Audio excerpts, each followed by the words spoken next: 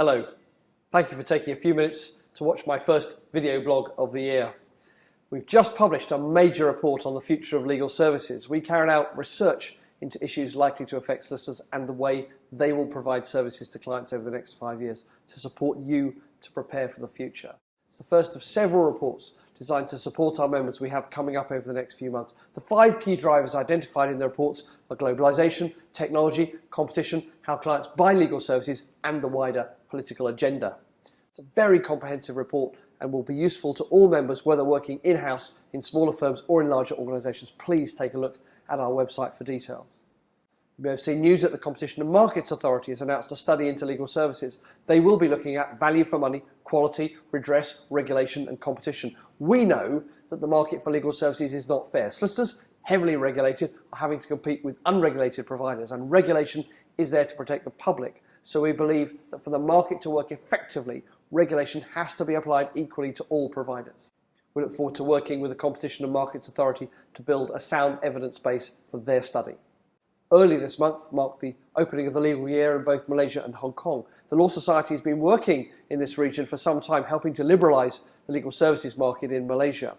English and Welsh solicitors are now able to apply for licences to operate in international partnerships there. I represented England and Wales solicitors at the event. To maintain our relationships, I was able to raise some of the more sensitive issues from both our perspective, firms doing business in Malaysia, more worryingly, new laws designed to curb freedom of speech. Some lawyers and law professors have been arrested for expressing dissenting views. In Hong Kong, I met with some of our members practicing in the region. I also took part in a panel session on international bar leaders discussing legal practice models. Our members in Hong Kong are keeping a close eye on how professional services develop in relation to mainland China. Now, whilst it's always a pleasure to engage with our members and firms working overseas, I never pass up an opportunity to talk with law students. I recently gave a speech at Middlesex University Law School talking to around 100 law students about routes to qualification, diversity, opportunities in the legal sector, and the responsibilities and values that are at the heart of being a solicitor. Dwelling on career development for a brief moment, many of you will have seen the news at the start of the year that 3 solicitors were appointed Queen's Counsel. I'd like to extend my congratulations to Penelope Madden, to Nigel Rawling and to Stephen Yargosh.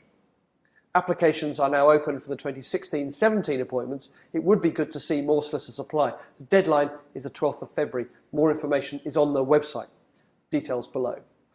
I'd also like to extend my congratulations to the 12 firms that made it on the Stonewall Top 100 Employers list. 10 years ago, there weren't any firms. I'm proud that the profession has led the way on LGBT diversity and inclusion. This year, the Law Society launched our LGBT Lawyers Division. The community will promote LGBT diversity in the profession, supporting more law firms to be included on the next Stonewall list.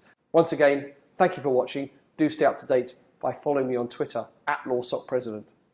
Thank you.